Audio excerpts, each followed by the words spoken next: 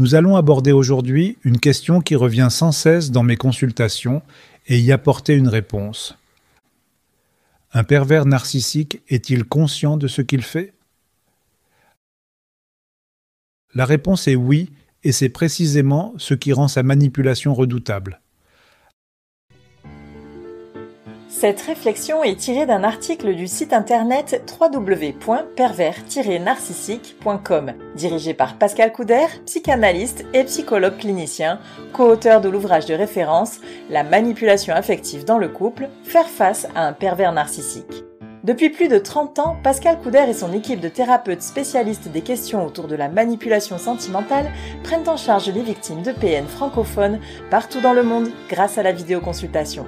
Rendez-vous sur pervers-narcissique.com pour accéder gratuitement à une multitude de ressources précieuses. La perversion narcissique fascine autant qu'elle terrifie. Ce type de personnalité toxique, omniprésent dans les récits de relations destructrices, soulève une question fondamentale. Un pervers narcissique est-il vraiment conscient de ce qu'il fait? La réponse est sans appel. Oui, il sait parfaitement ce qu'il fait. Cependant, sa conscience ne s'accompagne ni de culpabilité ni de remords. Ce qui motive ses actes, c'est avant tout un besoin compulsif de contrôle et de domination sur autrui. Contrairement à l'image d'une personne perdue dans ses mécanismes, le pervers narcissique agit en stratège, avec une compréhension fine des dynamiques émotionnelles et relationnelles. Il sait exploiter les failles de ses victimes, mais cette conscience est déformée par son narcissisme pathologique. Ce biais le pousse à percevoir ses actions comme légitimes, voire nécessaires, pour préserver son image de supériorité et son besoin insatiable de pouvoir. Ainsi, si la conscience est bien là, elle est détachée de toute considération morale ou empathique. Développer cette question ne revient pas seulement à répondre à une curiosité intellectuelle, c'est une clé essentielle pour comprendre les mécanismes de la manipulation narcissique et, surtout, pour aider les victimes à se libérer de l'emprise. Car savoir que le PN agit en pleine conscience de ses actes permet de ne plus chercher à le changer, mais plutôt à se protéger et à s'en détacher. Dans cet article, nous allons explorer les facettes de cette conscience manipulatoire qui oscille entre stratégie calculée et déni émotionnel. C'est une stratégie bien rodée. Le pervers narcissique, c'est un stratège. Chaque mot, chaque geste est pensé pour obtenir un résultat précis. Dominer, manipuler, garder le contrôle. Il ne laisse rien au hasard. Contrairement à ce qu'on pourrait croire, ces actes ne sont pas impulsifs, mais parfaitement calculés. Et c'est là que ça devient troublant. Tout semble naturel, alors que tout est orchestré. Au début, c'est presque trop beau. Dès les premiers instants, il sait comment captiver. Il charme, il flatte, il écoute. Bref, il est parfait. Cette phase, souvent appelée « lune de miel », n'a rien de sincère. C'est une mise en scène savamment élaborée pour que la victime se sente unique, spéciale. Un exemple concret: tu es incroyable, tu es la seule personne qui me comprend vraiment. Ça fait rêver, non? Mais en réalité, il sème les graines de l'emprise. La victime, touchée par tant d'attention, commence à baisser sa garde. Puis viennent les premiers doutes. Une fois que la confiance est installée, tout change, mais subtilement. Il commence à critiquer, à se montrer froid, puis à revenir tout sourire. C'est l'éternel jeu du chaud et du froid. Ce yo-yo émotionnel est délibéré. Il déstabilise et pousse la victime à chercher constamment à bien faire. Une scène typique. Un jour, il complimente votre tenue. Le lendemain, il vous lance. Tu aurais pu faire un effort, non? Rien de violent, mais assez pour faire naître le doute. Qu'est-ce que j'ai fait de mal? La confusion s'installe. Il a toujours un coup d'avance. Le pervers narcissique est un excellent observateur. Il analyse vos réactions, repère vos failles et ajuste son comportement en conséquence. Si vous commencez à prendre de la distance, il réagit immédiatement. Il peut redevenir charmant ou, au contraire, jouer la victime pour vous culpabiliser. Un exemple qui parle à beaucoup. Vous dites vouloir faire une pause. Il répond avec une petite voix. « Si tu me quittes, je ne sais pas comment je vais m'en sortir. » Cette phrase, faussement désespérée, est une arme redoutable pour vous retenir. En bref, avec lui, rien n'est laissé au hasard. Il construit patiemment son emprise en jouant sur les émotions, les doutes et parfois même la culpabilité. C'est ce contrôle millimétré qui rend la manipulation si difficile à repérer. Mais une fois qu'on en est conscient, on peut commencer à reprendre le dessus. Il présente une empathie manipulatrice, c'est-à-dire savoir sans ressentir.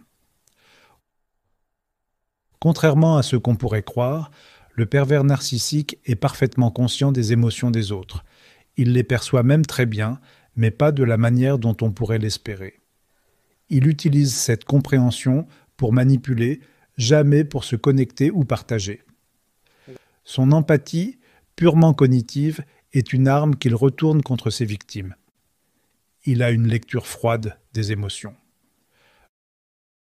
Le pervers narcissique sait lire les émotions. Il repère rapidement ce qui fait vibrer, ce qui blesse, ce qui émeut.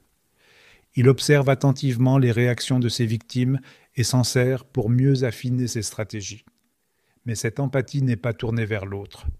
Elle n'a rien de bienveillant. Un exemple frappant, si vous parlez d'une ancienne blessure, il va s'en souvenir et l'utiliser plus tard, au moment opportun. Je vois bien que tu n'as pas vraiment tourné la page sur ça. Une phrase qui semble innocente, mais qui touche au plus profond et vous déstabilise. Comment peut-on comprendre sans compatir ? Ce qui différencie le PN des autres, c'est qu'il n'éprouve pas de réelle compassion. Il peut imiter les émotions, montrer des signes de compréhension, mais il n'est jamais sincère.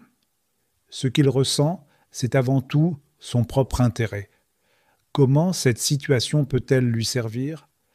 Un comportement typique, lorsqu'une victime pleure ou montre de la détresse, il peut adopter un ton faussement rassurant, mais ses paroles trahissent sa véritable intention.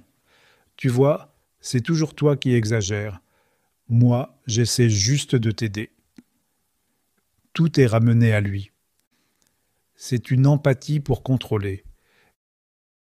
Cette capacité à lire les émotions est l'une des raisons pour lesquelles le PN est si efficace. Il comprend ce qui vous motive, ce qui vous inquiète, et il s'en sert pour vous manipuler. Il peut se montrer rassurant, admiratif ou même vulnérable, mais toujours dans le but de maintenir son emprise. Illustration. Lorsqu'il sent que vous voulez vous éloigner, il change de posture. Il peut dire « Je sais que j'ai fait des erreurs, mais je t'aime tellement ». Ces mots, prononcés au bon moment, font naître un doute chez la victime, et ce doute, c'est tout ce dont il a besoin pour la garder sous contrôle. En résumé, l'empathie du pervers narcissique n'est qu'un outil. Il sait ce que vous ressentez, mais il ne le partage pas. Son seul objectif est de manipuler, de vous maintenir dans une relation où il contrôle chaque aspect. Comprendre cette empathie froide et calculatrice, c'est déjà un pas vers la libération. Pour le pervers narcissique, le contrôle est une obsession dévorante. Chez le pervers narcissique, tout tourne autour du contrôle. Ce n'est pas un objectif parmi d'autres, c'est la pierre angulaire de sa personnalité. Il ne cherche pas à aimer ou à construire une relation, mais à s'imposer, à dominer et à être le centre de votre univers. Ce besoin est si intense qu'il dicte chacun de ses comportements. Il a un besoin irrépressible de tout maîtriser. Pour le PN, perdre le contrôle est impensable. Tout doit passer par lui. Vos décisions, vos émotions, même vos pensées. Ce besoin de maîtrise cache souvent une fragilité qu'il refuse de regarder en face. Alors, il compense en imposant sa vision des choses. Un exemple familier. Imaginez que vous preniez une décision sans le consulter. Il réagit immédiatement, une critique voilée ou une remarque méprisante du style « c'est typique de toi, tu agis sans réfléchir ». Ce n'est pas tant la décision qui le dérange, mais le fait que vous l'ayez prise sans lui. C'est une relation totalement déséquilibrée. Dans l'esprit d'un pervers narcissique, une relation est un jeu à sens unique. Il donne les règles, vous les suivez. C'est lui qui décide quand il est charmant ou distant, quand il soutient ou critique. Et si vous essayez d'équilibrer les choses, il change la donne pour garder le dessus. Une scène typique. Après une dispute, au lieu d'apaiser la situation, il renverse les rôles. « C'est toujours moi le problème, c'est ça ? Tu ne te remets jamais en question. » Il utilise la discussion pour regagner le contrôle, pas pour résoudre quoi que ce soit. Il refuse la remise en question. Admettre qu'il a tort ? Impossible. Pour le PN, reconnaître une erreur serait une faiblesse. Il préfère rejeter la faute sur les autres. Si quelque chose ne va pas, c'est votre faute ou celle du monde entier. Jamais la sienne. Un exemple flagrant. Lorsqu'un projet échoue, il dira « Si tu avais mieux fait ta part, ça aurait marché ». En un instant, il évacue toute responsabilité et vous laisse porter le poids de l'échec. L'isolement, c'est son arme secrète. Pour garder le contrôle, le PN cherche souvent à vous isoler. Il critique vos amis, votre famille, vos collègues, jusqu'à ce que vous doutiez d'eux. À ses yeux, plus vous dépendez de lui, plus il a de pouvoir. Une méthode classique, il insinue que vos proches ne vous comprennent pas ou qu'ils vous jugent, tes amis disent qu'ils t'aiment, mais tu ne trouves pas étrange qu'ils ne soient jamais là pour toi ? Petit à petit, il sème la méfiance et réduit votre cercle social. En bref, chez le PN, tout était question de pouvoir. Il ne s'intéresse pas à vos besoins ou à vos sentiments, sauf si cela lui permet de garder la main. Comprendre que cette obsession du contrôle guide chacune de ses actions, c'est déjà poser une barrière. Parce que, face à lui, savoir, c'est reprendre un peu de liberté. Son absence d'empathie, c'est son armure émotionnelle. Le pervers narcissique fonctionne avec un filtre émotionnel très particulier. Il est capable de percevoir les émotions des autres, mais pas de les ressentir. Cela peut sembler paradoxal, mais cette absence d'empathie véritable est ce qui lui permet d'agir sans culpabilité ni remords. Pour lui, les émotions ne sont pas des ponts vers les autres, mais des outils à manipuler. Il sait percevoir sans partager. Le PN sait parfaitement lire les émotions. Il repère vos joies, vos peurs, vos failles, mais là où une personne empathique ressentirait une connexion, lui voit une opportunité. Votre bonheur, votre tristesse, votre colère, ce sont des leviers qu'il peut actionner pour obtenir ce qu'il veut. Un exemple typique. Vous partagez une réussite et il répond « C'est bien, mais tu sais que tu n'aurais pas réussi sans mes conseils. » Plutôt que de célébrer votre moment, il le transforme pour rappeler son pouvoir. Il présente une façade trompeuse. Parfois, le PN peut sembler compatissant ou touché. Mais cette empathie n'est qu'une imitation. Il observe, analyse et reproduit les comportements qu'il s'est attendus. Cela lui permet de renforcer son emprise en donnant l'impression qu'il comprend et partage vos sentiments. Un comportement fréquent, lors d'un moment difficile, il peut adopter un ton rassurant et dire « Je sais à quel point c'est dur pour toi, je suis là ». Pourtant, ses actions ne suivent pas ses paroles et vous réalisez vite qu'il ne fait rien pour alléger votre charge. Il présente une absence de remords. Le PN ne voit pas ses actions comme bonnes ou mauvaises. Il ne ressent pas de culpabilité car il ne se met jamais à la place de l'autre. Cela lui permet de dire ou de faire des choses cruelles sans être freiné par des scrupules. Un exemple parlant. Après vous avoir blessé par des paroles ou des actes, il dira « Si ça t'a fait mal, c'est parce que tu es trop sensible ». En renversant la responsabilité, il évite toute introspection. Il a une vision déshumanisante des relations. Pour le PN, Les autres ne sont pas des personnes avec des sentiments et des besoins propres. Ils sont des moyens d'arriver à ses fins. Cette vision utilitariste lui permet de manipuler sans hésitation et d'abandonner une relation dès qu'elle ne lui apporte plus rien. Un exemple marquant, lorsqu'il quitte quelqu'un, il le fait souvent de manière brutale et sans explication. Ce n'est pas un accident, mais une preuve de son indifférence. Je ne te dois rien, tu savais comment je suis. En résumé, l'absence d'empathie chez le pervers narcissique est à la fois son bouclier et son arme. Elle le protège de tout remords et lui permet de manipuler sans retenue. Comprendre cette incapacité à ressentir pour l'autre est essentiel pour ne plus chercher à éveiller une conscience chez lui. Cela n'arrivera pas, et c'est en acceptant cette réalité qu'on peut commencer à se protéger. Pour le pervers narcissique, le monde tourne autour de lui. Pour un pervers narcissique, il n'y a qu'un centre de gravité, lui-même. Ses besoins, ses envies, ses réussites, tout passe avant. Il ne conçoit pas que quelqu'un d'autre puisse voler la vedette ou exister indépendamment de son influence. C'est comme si les autres n'étaient là que pour servir de miroir à son ego. Ce comportement, qui peut sembler arrogant ou dominateur, cache en réalité une grande peur de l'oubli. Il est toujours au centre de la scène. Le PN ne supporte pas d'être relégué à l'arrière-plan.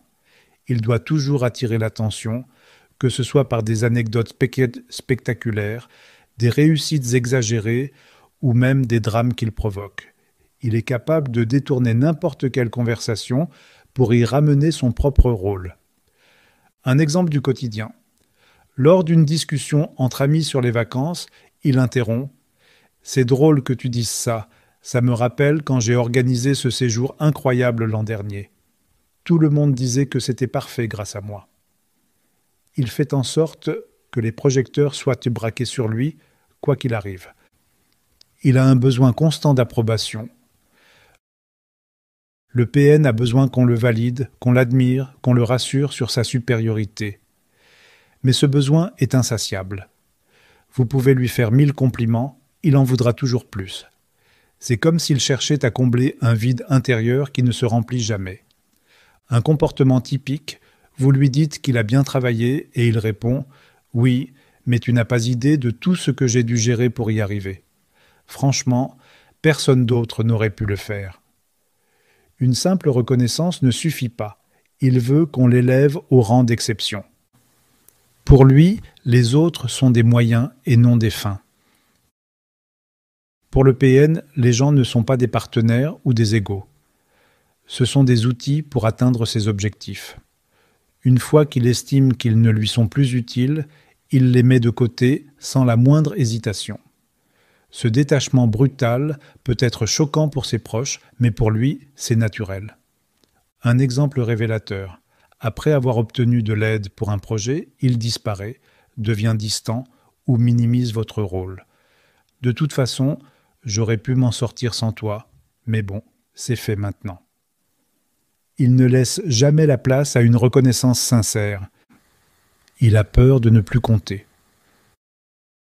Sous son apparente assurance, le PN cache une peur viscérale, celle de devenir insignifiant. Ne plus être remarqué, ne plus être au centre de l'attention, c'est ce qu'il redoute le plus.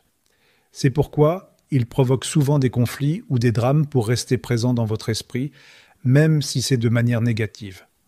Un exemple marquant. Si vous essayez de prendre vos distances, il peut soudain créer une dispute. « Ah, je vois que tu n'as plus besoin de moi. Peut-être que c'est mieux comme ça. » Ce genre de phrase, volontairement ambiguë, vous pousse à réagir, à revenir vers lui. En résumé, le pervers narcissique vit pour lui-même et tout dans sa vie doit le refléter. Ce besoin d'être au centre, aussi exaspérant qu'il soit, est aussi sa faiblesse. Comprendre cette dynamique, c'est déjà se donner les moyens de ne pas tomber dans son jeu. En refusant de nourrir son ego, on peut commencer à reprendre le contrôle de sa propre vie. En conclusion, savoir qu'il est conscient est une première liberté.